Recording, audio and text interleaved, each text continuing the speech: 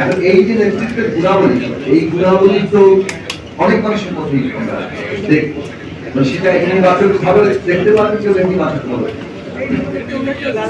এখন ধরেন একেবারে যুক্তরাষ্ট্র থেকে বাংলাদেশ পর্যন্ত কারো কারো তুমুল নেতৃত্ব থাকে।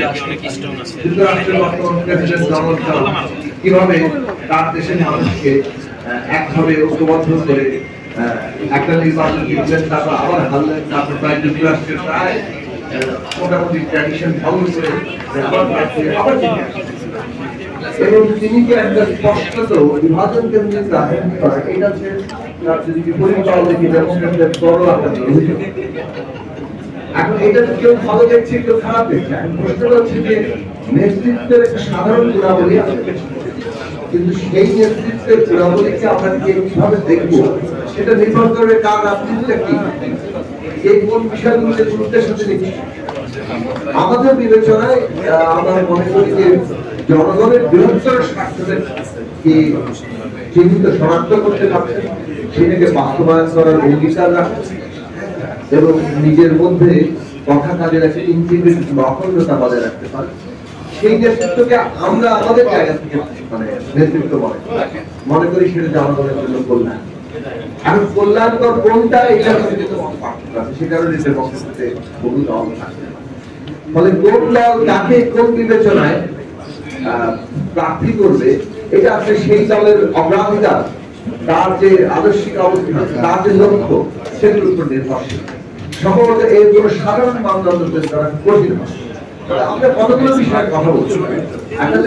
টাকার প্রভাব রাজনীতিতে খুব বেশি থাকে, কারণ টাকাওয়ালারা প্রার্থী হচ্ছে এগিয়ে থাকে এবং বলবে যে ভাই আপনি তো ভালো মানুষ, ভালো মানুষের তো দাম নাই, আপনার টাকা নাই, আপনি তো জিতবেন না।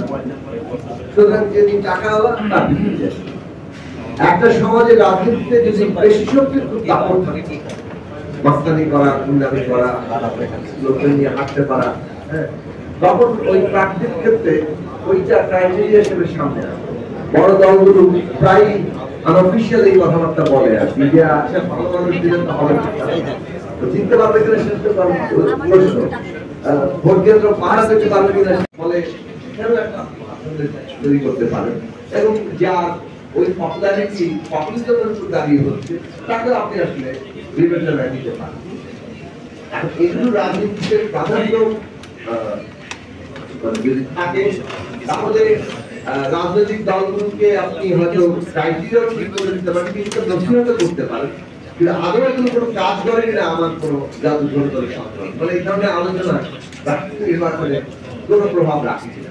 আমার মনে হয় যে আমরা যে নতুন গণতান্ত্রিক রাজনৈতিক বন্দোবস্তের কথা বলছি বা এমনকি সরকারের তথ্য হিসাবে সামনে, তো এই নতুন বন্দোবস্ত বলে কিংবা একটা গণতান্ত্রিক ব্যবস্থা বলি, সেখানে বরং আমরা কি কি ক্রাইটেরিয়া আনলে রাজনীতিতে অর্থ বেশি শক্তি পপুলিজমের প্রভাব থেকে রাজনীতি সাধারণভাবে রাজনীতিকে মুক্ত করা যায়, তাহলে হয়তো বা প্রত্যেক দলের কিংবা রাজনৈতিক দলগুলোর মধ্যে তুলনামূলক ভাবে যারা বেশি জনগণের সাথে সম্পৃক্ত, জনগণকে ঐক্যবদ্ধ করছেন, জনগণের সাথে নিবিষ্ট থাকছেন, সেই যোগ্যতার প্রশ্নটি প্রাধান্য পায়।